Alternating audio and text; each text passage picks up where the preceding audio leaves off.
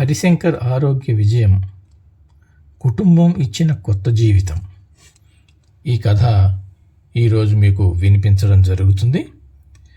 ఒక ప్రశాంతమైన కాలనీలో హరిశంకర్ అనే వ్యక్తి తన కుటుంబంతో నివసించేవాడు. ఆయనకు భార్య లావణ్య, కుమారుడు సృజన్, కూతురు శ్రీదివ్య.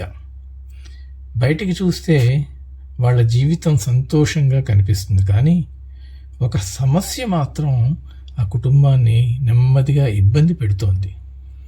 హరిశంకర్ షుగర్ అంటే మధుమేహం వ్యాధితో బాధపడుతున్నాడు. మొదట్లో ఆయన దాన్ని పెద్దగా పట్టించుకోలేదు. ఏమీ కాదు, కొంచెం జాగ్రత్తగా ఉంటే సరిపోతుంది అనుకునేవాడు. కానీ రోజులు గడిచే కొద్దీ ఆయన ఆరోగ్యం క్షీణించసాగింది. ఒకరోజు ఆయనకి తల తిరగడం, అలసట ఎక్కువైంది. అది చూసిన లావణ్య ఆందోళనతో చెప్పింది, ఇలా వదిలేస్తే కుదరదు, మనం డాక్టర్ దగ్గరికి వెళ్దాం. అందరూ కలిసి డాక్టర్ రాజేంద్ర ప్రసాద్ గారి దగ్గరికి వెళ్ళారు. డాక్టర్ శాంతంగా మాట్లాడాడు. హరిశంకర్, షుగర్ వ్యాధి మాత్రమే కాదు, అది జీవన విధానాన్ని మార్చే ఒక హెచ్చరిక.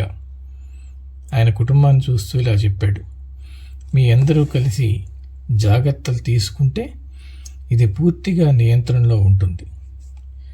డాక్టర్ ముఖ్య సూచనలు: 1. ఆహార నియంత్రణ, తక్కువ చక్కెర, తక్కువ నూనె, ఎక్కువ కూరగాయలు, ఫైబర్ ఉన్న ఆహారం, సమయానికి భోజనం. 2.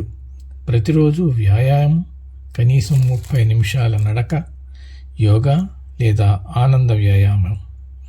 3. సాధారణ చెకప్, షుగర్ లెవెల్స్ని తరచుగా పరీక్షించుకోవాలి. 4. ఒత్తిడి తగ్గించుకోవాలి, ప్రశాంతంగా ఉండాలి, కుటుంబంతో సమయం గడపాలి. 5. మందులు సమయానికి తీసుకోవడం. సృజన్ వెంటనే అన్నాడు, నాన్న, నేను మీతో ప్రతిరోజు వాకింగ్కి వస్తాను.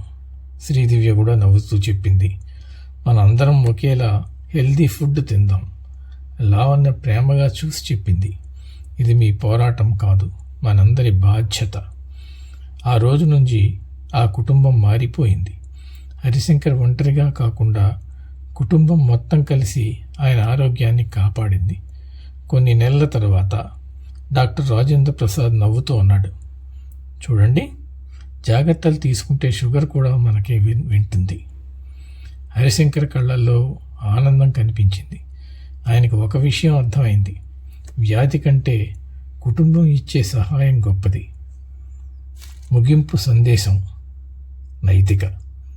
షుగర్ అనేది భయం కాదు, జాగ్రత్తలు తీసుకుంటే నియంత్రించగలిగే పరిస్థితి. కుటుంబం తోడుంటే ఏ వ్యాధినైనా జయించవచ్చు. దీన్ని రచించిన వారు తేరాల రాజేంద్ర ప్రసాద్ గుప్తా, చరవాణి 9297109223. ఈ కథను మీకు వినిపించిన వారు తాడూరి వెంకట శేషగిరిరావు.